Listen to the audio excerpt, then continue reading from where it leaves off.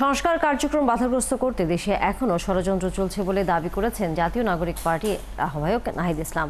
সকালে নীলফামারী সৈয়দপুরে শহীদ সাজ্জাদের কবর জিয়ারতের মধ্য দিয়ে এনসিপির জুলাই পদযাত্রার তৃতীয় দিনের কর্মসূচি শুরু হয়।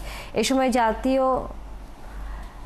সময় এনসিপির আহ্বায়ক নাহিদ ইসলাম জানান, দফায় দফায় এনসিপির কার্যালয়ে হামলা জুলাই পদযাত্রা বিঘ্নিত করার ষড়যন্ত্র। যারা সংস্কার পিছিয়ে দিতে চায় তারা এই হামলা চালিয়েছে। গুলি করেও অভ্যুত্থান ব্যাহত সম্ভব হয়নি, এবারও সম্ভব হবে না। আর এনসিপির দক্ষিণাঞ্চলের মুখ্য সংগঠন হাসনাত আবদুল্লাহ জানান, প্রচলিত সংবিধান আওয়ামী বিধান, তাই বাংলাদেশে ফ্যাসিস্ট উৎপাদনের যত রকম পন্থা আছে তা বন্ধ করতে হবে। দেখেন, ওই সাজ্জাদের বাবাই বলছিলেন, সাজ্জাদ যখন রাস্তায় নেমে আসে, সাজ্জাদের বাবা কি জন্য তুমি রাস্তায় নেমে আসবে, এটা নতুন বাংলাদেশের জন্য। নতুন বাংলাদেশ তো শুধুমাত্র যে সরকার পরিবর্তন, বিষয়টি এমন না। অবশ্যই সরকার পরিবর্তন হবে, কিন্তু সরকার পরিবর্তনের পূর্বে আমাদের সিস্টেমের পরিবর্তন প্রয়োজন। যেগুলোর কারণে ফেসিস্ট উৎপাদন হয়, সেই ফেসিস্ট উৎপাদনের প্রক্রিয়াগুলো আমাদের ষড়যন্ত্র আছে। পুরনো রাজনীতিকে অনেকেই টিকিয়ে রাখতে চায়। পুরনো বন্দোবস্তের রাজনৈতিক নেতৃত্ব পরিবর্তন হয়েছে, কিন্তু বন্দোবস্তের পরিবর্তন হয়নি। ফলে সেই বন্দোবস্তকে টিকিয়ে থেকে অনেকে তাদের জায়গায় আসতে চায়, তারাই হয়তো সংস্কারকে পিছিয়ে দিতে চায়।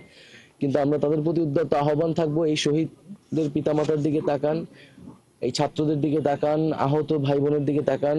সাধারণ মানুষ আসলে পরিবর্তন চায়। দর্শক, এবার এনসিপির জুলাই পদযাত্রার খবর জানবো। আমাদের সহকর্মী রাশেদ আনিস যুক্ত হয়েছেন আমাদের সাথে।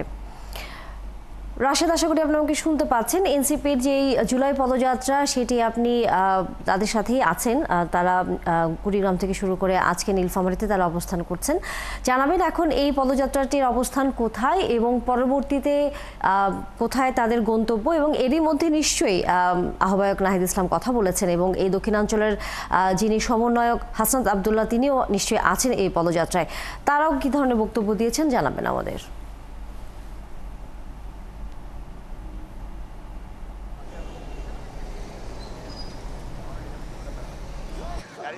আমি কিন্তু এখন আছি হলো পঞ্চগড়ের উদ্দেশ্যে কিন্তু যাত্রা করা হচ্ছে নীলফামারীর উদ্দেশ্যে। কিছুক্ষণ আগে সৈয়দপুরে ছিলাম এবং সৈয়দপুর থেকে আপনি দেখছেন যে রাস্তায় যে গাড়িবহরটি হচ্ছে, সেই গাড়িবহরের সামনে কিন্তু দাঁড়ানো একটি ছোট যাত্রা বিরতি দেওয়া হয়েছিল এবং যে কালো গাড়িটি দেখছেন সেখানে কিন্তু জাতীয় নাগরিক পার্টির সকল নেতাকর্মীরা রয়েছেন। এবং নীলফামারী জেলাও কিন্তু নানা ধরনের কর্মসূচি রয়েছে। এর আগে সৈয়দপুরে শহীদ সাজ্জাদের কবর জিয়ারত করা হয় এবং শহীদ সাজ্জাদের কবর জিয়ারতের তারপর কিন্তু নীলফামারীর উদ্দেশ্যে একটি পথযাত্রা করা হয় এবং তারপর কিন্তু নীলফামারীর উদ্দেশ্যে যাত্রা করা হয়।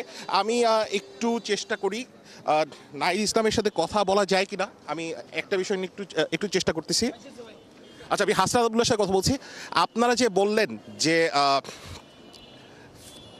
এই যে হামলাটা হচ্ছে, সেই হামলাটা আসলে পরিকল্পিত এবং হলো যারা দোষর তারা হলো ঘাপটি মেরে বসে আছে, আজকে বলেছেন সেই বিষয়টি নিয়ে একটু বলবেন। দেখুন, যে আমরা এটা তো শুধুমাত্র নতুন কিছু না, এটা অতীতের ঘটনার পুনরাবৃত্তি বারবার করে ঘটছে। এটা গত বছর জুলাই থেকে শুরু হয়েছে, এখনো পর্যন্ত অব্যাহত আছে। এবং প্যাটার্নগুলো যদি খেয়াল করে দেখবেন, প্যাটার্ন হচ্ছে জুলাইয়ের যারা নেতৃত্ব দিয়েছিল, এনসিপির এখন যারা নেতৃত্বে আছে, এবং হচ্ছে সারা বাংলাদেশে যারা এনসিপিকে এগিয়ে নিয়ে যাওয়ার জন্য প্রচেষ্টা চালাচ্ছে, তাদেরকে টার্গেট করে কিন্তু এটা মানে আক্রমণগুলো করা হচ্ছে। এবং প্যাটার্ন খুবই স্পষ্ট যে এই আক্রমণ যদি সফল হয় আসলে কাদের লাভ। এবং এই আক্রমণের মধ্য দিয়ে আমাদের এই যে ছুটে চলা, এগিয়ে চলা, এনসিপির যেই বিকাশ হচ্ছে, প্রসার হচ্ছে, সেটাকে থামিয়ে দিলে আসলে কাদের লাভ, এই জায়গাটি যদি দেখা যায়। এই প্যাটার্নটা প্রথমে আপনার উপর হামলা, তারপর আপনাদের যে অস্থায়ী কার্যালয় সেখানে হচ্ছে পরপর 2 দিন ককটেল বিস্ফোরণ, একটি হচ্ছিল সদস্য আখতার হোসেনকে লক্ষ্য করে, এবং গতকাল লালমনিরহাটেও একটি ঘটনা ঘটেছে। আমরা শুনেছি যে পেট্রোল বোমা মারা হয়েছে, এরকম কোন একটা ঘটনা ঘটেছে।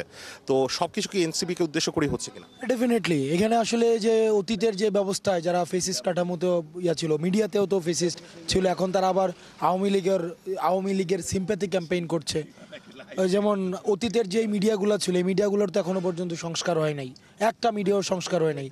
অতীতের মিডিয়াগুলো যারা হচ্ছে আওয়ামী লীগের অপরাধের বৈধতা উৎপাদন করেছে, অপরাধের সম্মতি উৎপাদন করেছে, ওই মিডিয়াগুলো এখন আবার আওয়ামী লীগের সিম্প্যাথি ক্যাম্পেইন করছে।